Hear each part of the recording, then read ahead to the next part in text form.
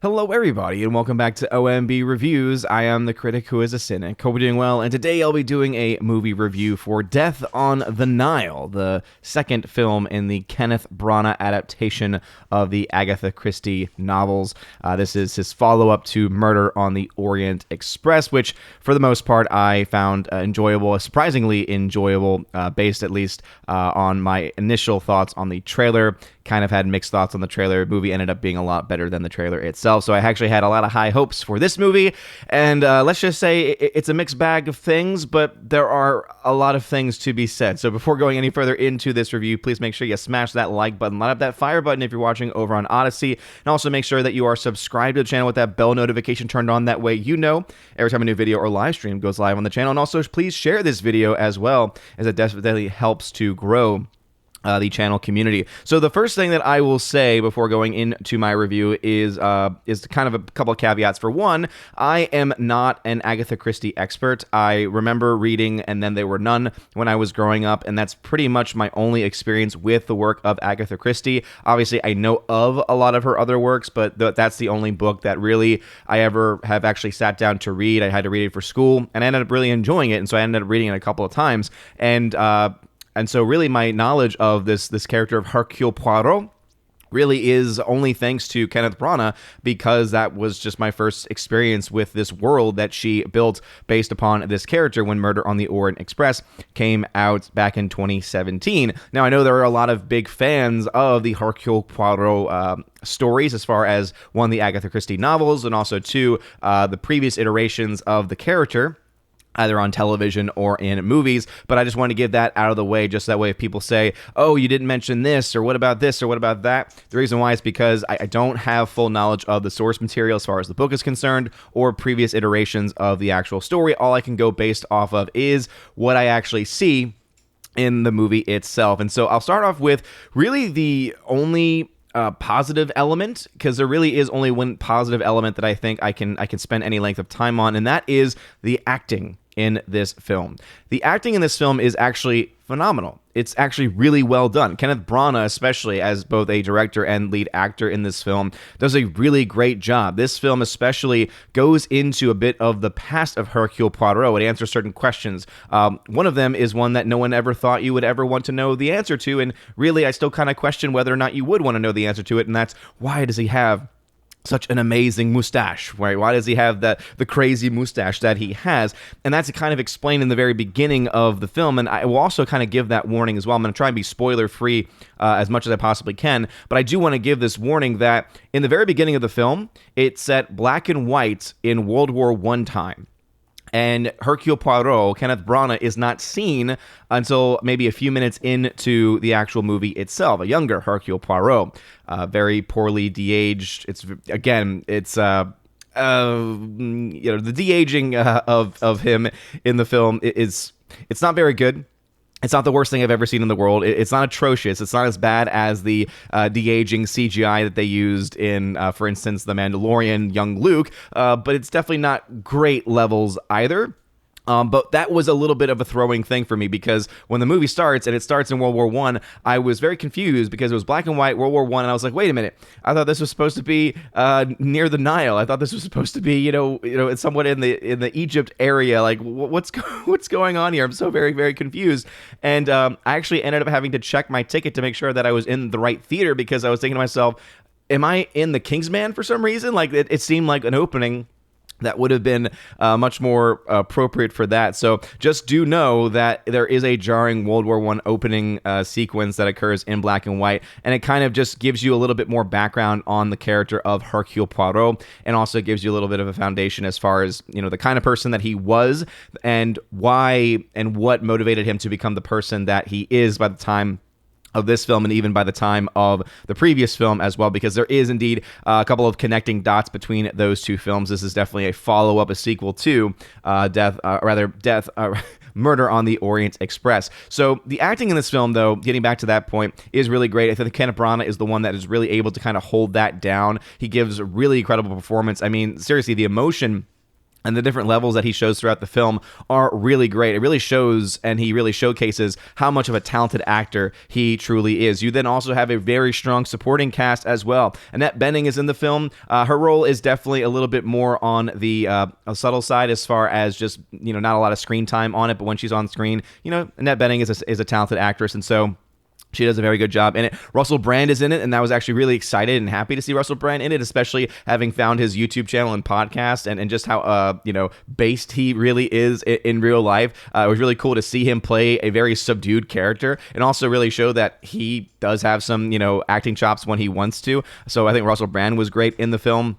You also had Gal Gadot in the film, who did a great job. Also, a lot of different emotional levels. Armie Hammer did a great job in there. And then a couple other actresses that I did not mention. One that I did mention, or rather, one that I did notice right away, and it took me a second to notice because I'm so used to her being a little girl from Black Panther, is Letitia Wright is actually in the film. And she does a very good job. She plays an adult character in this film. She plays there's a singer character in the film, and she plays kind of like the agent for the singer character. And I thought that Letitia Wright did also a very good job in the film as well. I'm trying to find out the actress who played. Okay, so some people might remember her as Ygritte from Game of Thrones. So Rose Leslie is in the film. This is the one I was looking for, Emma Mackey. So Emma Mackey plays, basically she plays a crazy woman in the film. That's the best way for me to describe it. And oh man, she hits that craziness perfectly. In fact, I would love to see Emma Mackey be in any thriller that features a crazed female character of any kind whatsoever. If there's ever someone to be typecast as that kind of a role, based on this performance, I think that she would knock it out of the park every single time because she knows how to get the crazy eyes going. She knows how to get everything going on. So the acting in this film is very, very solid, and I think that is definitely one of the highlights of it, and it's what is enabling me, I think, to have a more positive view of this film than really it deserves to have, because everything else a part of this film really does not hold up nearly as well. The beginning is interesting enough. The beginning actually, I think, sets a pretty cool tone, and I actually really enjoyed it a lot. But as the movie goes on and as the story unfolds, it gets really messy really, really quickly. I saw a comment actually just before recording this video on my Instagram, because I put a short Instagram mini review out last night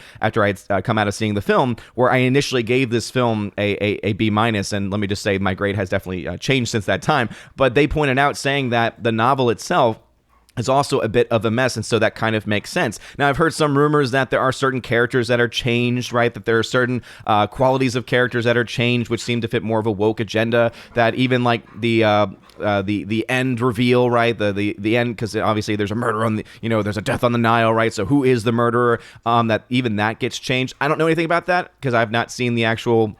Again, I have not read the original book, and I have not seen any other adaptations of it, and so I'm just going into this with fresh eyes. But what I can say is that it is indeed messy. So whether or not the book is like that or not, it is a very, very messy story that is just jumping around constantly to different things. And also, too, anytime that Hercule Poirot, and I noticed this especially as well with Murder on the Orient Express, whenever he's going into his whole shtick where he is, explaining things going on and he's revealing the mystery, it just doesn't really feel great.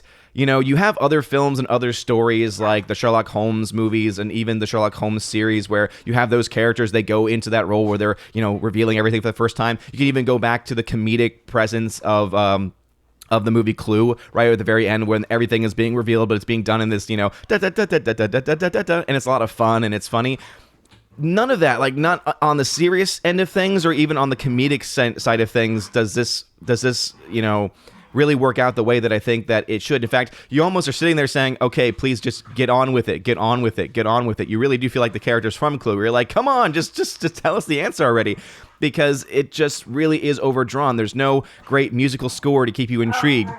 There's no dynamic shots, right? There's no dynamic cinematography because the cinematography, for the most part, is honestly pretty dull. It doesn't really add much to the story, right? It's someone that does passable work, but nothing really that is a character in and of itself, I would argue there. You also have, again, just the acting is there. You have these superb actors, but even they are not able to carry on in this story and carry on in especially the revelation part of the story where everything is finally being connected and all the dots are being connected. You really feel like everything is so convoluted, and you say to yourself, wait a minute, that doesn't make any sense, or wait a minute, what? That's really the direction they're going to go in, and wait, that's really who they're going to say did this, and that's really the way that they're going to... It's messy. It really is messy, and it's one of those messy endings, and it's one of those messy reveals where the more you think about it, just the more cringe it gets. I mean, I've really begun to, the more I thought about this film and the story, specifically the story, just begun to sour on it in so many different ways, and especially the way in which the film ends, not the end, which doesn't really lead open to another film. And that's, of course, another question that people have is, obviously Kenneth Branagh has said in previous interviews that he is open to continuing these stories for as long as he can. Based on the box office of this, I just don't think he's going to get another one. And the way the film ends does not leave open to a sequel, right? So the end of Murder on the Orient Express led open to Death on the Nile, right? That was something that they obviously had planned, and that was something that was obviously something that Kenneth Branagh wanted to do. This film rather just ends, right? So it ends in this very somber tone, and there's nothing really open necessarily, like specifically, explicitly open to any other films in that process. But yeah, the ending is just, prior to that, is just cringeworthy. It reminds me a lot. So obviously there's a lot of death. As far as, there's death, obviously, in this film. And in the death of, again, I'm not going to go into any spoilers here, but in the death of a certain character, it reminded me a little bit of the death from The Dark Knight Rises, where Talia al Ghul dies, and how cringe that was, right? Where she just goes, I am dead. Ugh. It was that level of cringe.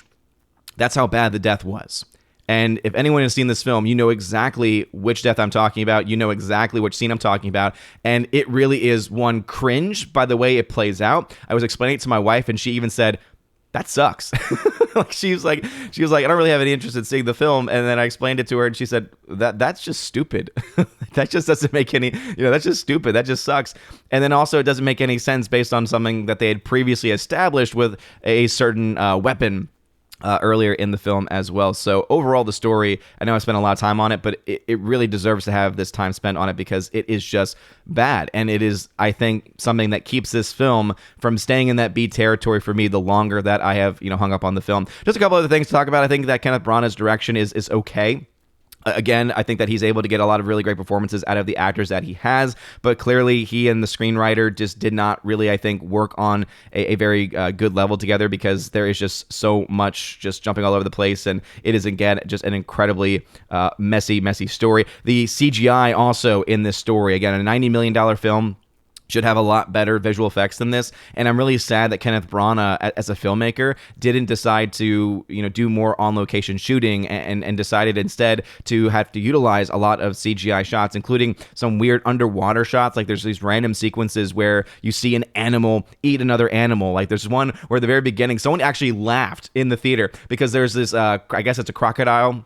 Since it's this part of the world, right? I guess it would be a crocodile or an alligator, where basically it just like jumps out of the water and eats a bird, like just in the camera with the boat in the background, and like it's just like, wait, what? What's obviously it's like, is this symbolic that death is on the way and that there's predators on the way? It just was one of those things where, again, it was one of those added elements in CGI, especially where you're like, oh, this was not needed. This was not necessary. This was a waste of at least a couple $1 million, most likely, in the budget for for the visual effects. And so overall, I think the story is a mess. I think that the acting is fantastic. So it's a very mixed bag because of that. If you are someone that liked the first film, Murder on the Orient Express, I think that you will probably come out of this film liking this film, enjoying certain elements of it. I think that the friendship that Kenneth Branagh has with one of the characters is especially one that is really good. All the actors really play well off of each other. So if you're looking for some, just a very bad story, a very corny, cheesy story,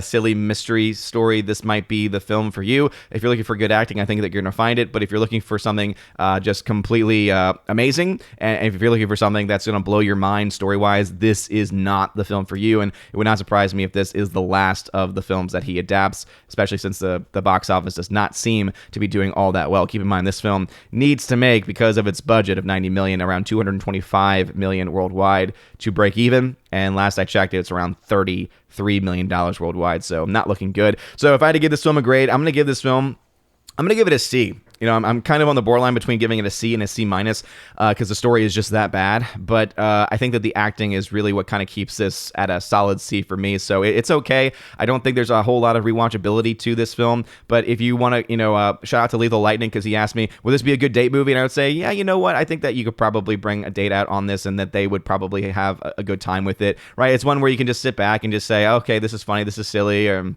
then you could enjoy the performances and things would be okay. But it's nothing that's going to blow your socks off. Don't go in expecting anything, phenomenal by any means. But those are all my thoughts about it. Again, a solid C for Death on the Nile. And it's sad because this was one of my most anticipated films of the year because Murder on the Orient Express really surprised me. It really, surprised me in the right way, probably because of that acting. The story was a little bit better in that film.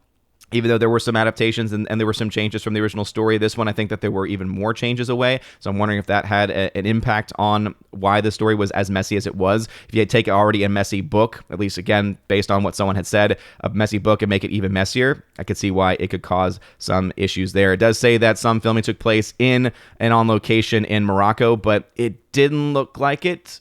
And again, that I think is really a poor sign of the visual effects for this film. But anyway, those are my thoughts. What are your thoughts? Have you seen Death on the Nile? Have you any desire to see Death on the Nile? I'm sure that I'm going to get all of the Hercule Poirot fan people in there. Again, shout out to Empress of the Universe, Tina. Shout out to Laura, because I know that they all love different iterations of the character of Poirot. I think that they would probably have, actually have fun with this, making fun of it, right? So things were like kind of laughing at the story elements of it, but the acting I do think is still good. So let me know your thoughts about it. Anything else I mentioned in the comment section down below. Like this video, smash that like button, loud that fire button if you're watching on Odyssey. Movie reviews tend not to do as well, so if you could share this video, it would really, really mean a lot. You're all amazing and beautiful people. Hope you all have a wonderful rest of your day, and as always, God bless.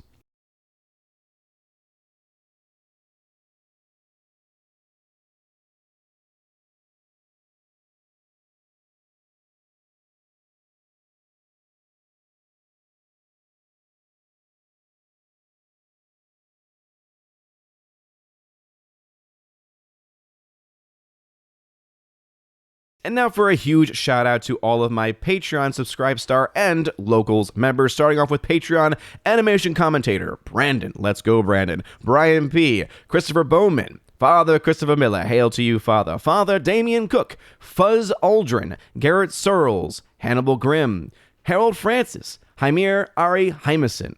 Inflamed Wood, Jacob Juice, Jeffrey Toon, Joe Horn, Jonathan Carney, Gomer Kyles, 79, Laura, The Modern Major General's Story, Mike Jackson, Mad Mitch Dunaway, Mondo Spieler, Mr. Peabody, On to June, Orange Reviews, Out of Step with Reality, Priscilla Hall, Rosetta Owen, Stan Andrian, Teresa Martin, or Miss Martin Muses, Theodore Benden, Tina Bojan, and Tina B, the Empress of the Universe. Thank you very much for supporting me over on Patreon. Also to my Subscribe Star peeps, UAB Mad Dog, which is Mr. Mike Jackson, Storm Tracker, The R, Fast Reaction, Nosferatu Gatsu, Stand For, John B, Mr. Roy, Glinzer, J. Alex McCarthy Jr., Dean Heiss / the new number 2, J-Rod the Beer Guru, and ZK-Man. Thank you all very much for supporting me over on the Subscribe Star platform. And to my 3 local supporters, we got Kara Tharp,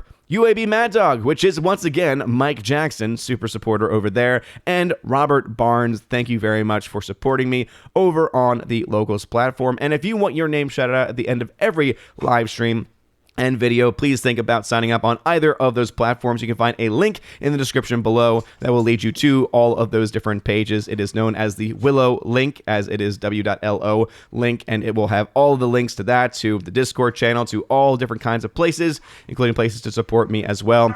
At the Citizen of Asgardian level, you get Citizen of Asgardian level is how it's labeled on Patreon. Still need to fix that, but Citizen of Asgard level, you get a shout out at the end of every live stream and video. If you join at the Army of Asgard level, you also access to a giveaways channel, which is featured on the Discord that I have. I know, River, it is very exciting. It is so exciting. where you get giveaways for things like 4K titles, Steelbook titles, etc. Again, I got some 4K Steelbooks of The Punisher, for instance. I've got 4Ks of tons of other movies, so I'm giving those away all the time. So if that sounds interesting to you, join the Army of Asgard level. Also, at the Keep of the Bifrost level, you get all of that stuff, plus you get access to a once a month and maybe twice a month. We're trying to add an extra podcast in there of me and John the Flick Pick Flickinger, where we talk about movies, and also you get to ask your questions. Any questions that you want to ask, you get to ask with that podcast. And then you have the Chosen of Valhalla level, which gives you access to all of those, and also a once a month podcast where you get to be featured with me on the main channel. We all get to talk together about movies, culture, pop culture, anything really that the Chosen want to talk about, or anything the Chosen wants to promote is on the table. So if you like that, join at the Chosen of Valhalla level. Also, during your first month of support, you get a free t-shirt. Any t-shirt that you want from the main store, you get access to, and I do ship internationally anywhere in the world. Anyway, you guys are all amazing and beautiful people. Hope you all have a wonderful rest of your day. And as always, God bless.